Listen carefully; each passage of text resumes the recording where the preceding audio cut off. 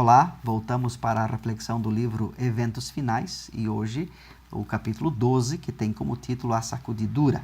E esta expressão está relacionada com a separação do grão, do bom grão dos cereais, do mau grão, quando se coloca o cereal numa peneira e então se sacode, se balança, se peneira para que o bom grão permaneça e o mau grão seja eliminado junto com a palha.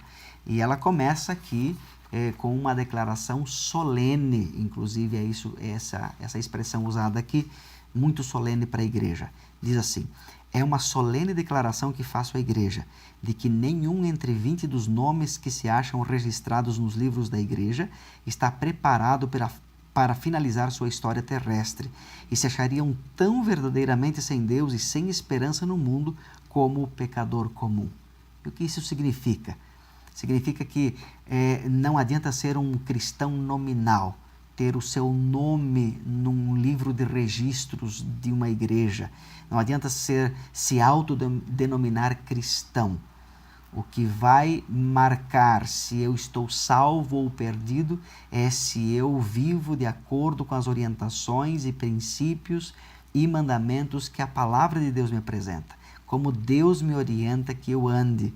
Isto vai demonstrar que eu aceitei a salvação, que eu fui salvo por Cristo, tirado das garras do pecado, da mentira, para viver na verdade, para viver na santidade e no processo de santificação, até que Cristo volte e então a glorificação para a vida eterna. Diz ela que serão introduzidos divisões na igreja, serão desenvolvidos 2 partidos, o trigo e o joio crescerão juntos para a ceifa. Haverá, portanto, uma sacudidura na peneira.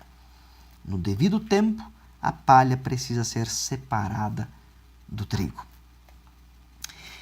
O Senhor virá em breve, diz ela, e em toda a igreja deve haver um processo de aprimorar e joeirar, peneirar, pois entre nós há pessoas perversas que não amam a verdade nem honram a Deus. Estamos no tempo da sacudidura, tempo em que cada coisa que pode ser abalada o será. O Senhor não desculpará os que conhecem a verdade, se não obedecerem a seus mandamentos por palavra e ação. Como já comentamos, é a nossa maneira de viver os princípios que demonstra se somos salvos ou se estamos rejeitando esta salvação.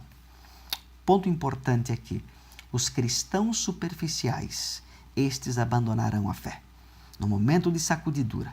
Aliás, aqueles que não estão com os pés firmados na rocha, que é Cristo Jesus, firmados na sua palavra, a verdade bíblica, estes cairão fora, abandonarão a fé, abandonarão os caminhos do cristianismo. Hoje nós vemos isso acontecer sem grandes perseguições, sem grandes pressões. Muitos, no primeiro momento de pressão, na primeira barreira que encontram por serem cristãos, eles então já dizem: não vale a pena, é muito difícil, não dá para viver assim, e já abandonam a fé. Então, os cristãos superficiais, estes renunciarão à fé.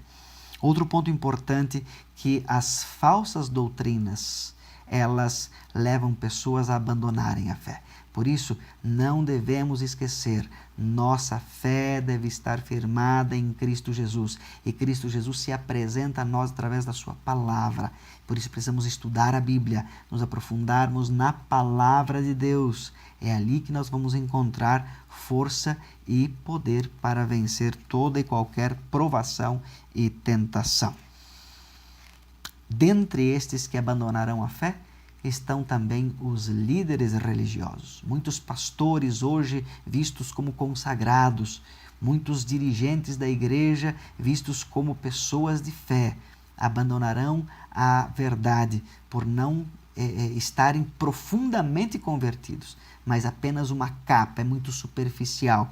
E estes que são tidos como estrelas no mundo cristão, no mundo evangélico, no mundo das doutrinas bíblicas, estes levarão muitos junto com eles estes próprios que não estão firmados na rocha eterna que é Cristo Jesus. Duas coisas que finalizam esse capítulo que nos dão ânimo.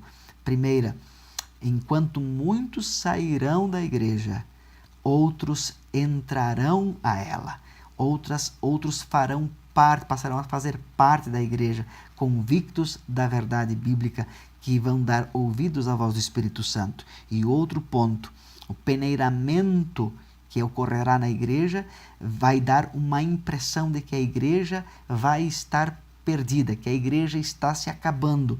Mas, na verdade, não devemos esquecer de que quem controla a igreja é o dono da igreja, Deus. É o Espírito Santo quem dirige toda a obra da igreja.